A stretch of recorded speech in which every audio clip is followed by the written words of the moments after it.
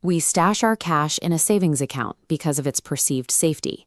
You deposit your paycheck, the bank holds onto it, and your balance stays exactly where you left it. Roughly 90% of people leave their surplus income sitting in these accounts. The trade-off for that zero-risk environment is that you stop actively building wealth, while the bank loans your money out to make a profit. This split-screen chart shows the mathematical reality. On the left, you have a standard bank yield crawling upward at a fraction of a percent. On the right, inflation, the rising cost of living, climbs at a much steeper angle. That expanding gap between the two lines represents a steady, guaranteed loss of your purchasing power over time. To stop that decay, you have to acquire assets. But the moment you decide to invest, gurus hit you with conflicting pitches. Buy real estate, launch an e-commerce store, day trade volatile stocks, or create digital courses. The problem is, trying to buy an apartment building when you barely have a down payment, or launching a demanding side business when you already work 60 hours a week, practically guarantees failure. Achieving financial independence isn't about hoarding every type of investment. It requires finding the one specific asset class that aligns perfectly with the constraints of your current life. This 2x2 matrix evaluates all potential investments against the two resources you possess, time and money. Let's look at the top left quadrant. This is the zone for high-effort, low-capital investments, which we'll call sweat equity. This category includes acquiring high-income skills like coding or video editing, building digital assets like ebooks and online courses, or launching an e-commerce storefront. These don't require huge bank loans or angel investors.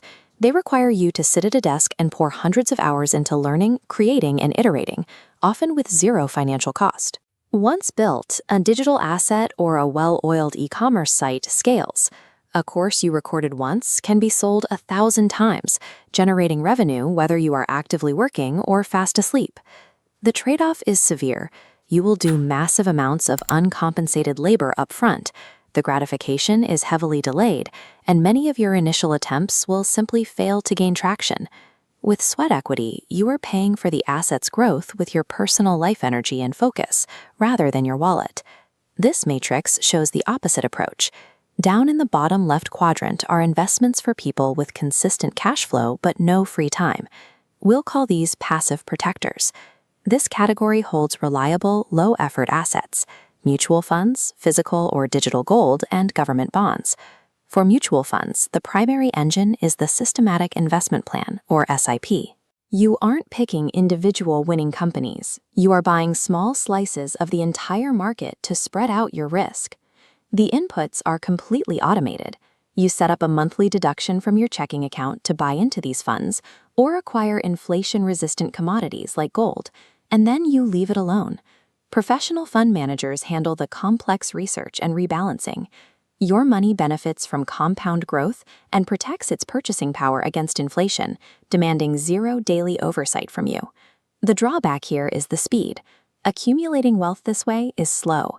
It lacks the immediate thrill of picking a breakout stock or flipping a startup.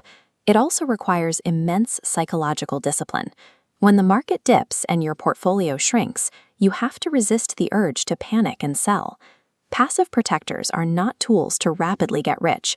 They are the essential defensive mechanisms ensuring you never become poor. Finally, this matrix maps out a tier for investors who possess both substantial capital and a high tolerance for risk, up in the top right quadrant.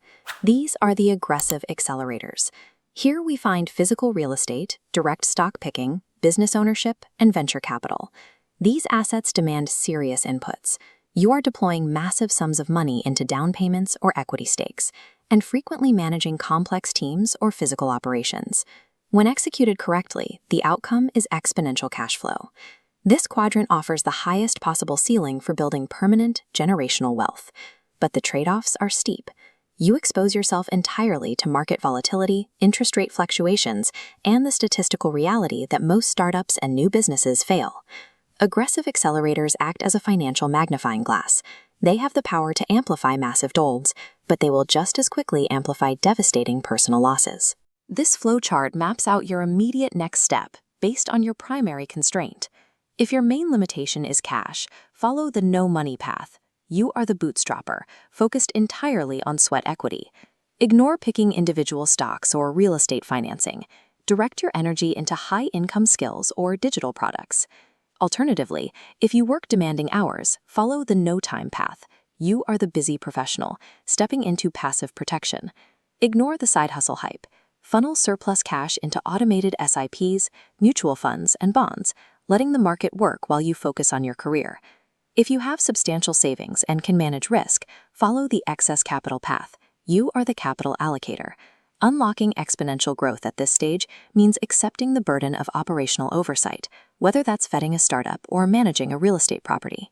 Trying to skip across these categories out of sequence, like buying a business when you have no cash reserves, or day trading when you work a full-time job, is exactly how novice investors lose their money.